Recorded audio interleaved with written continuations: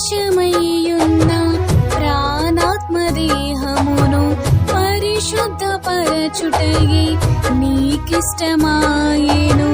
పలు వేదనలలో నీతో నడిపించి తల వంచని తెగువ నీలో కలిగించి మదిలో నిలిచావు, మమతను పంచావు.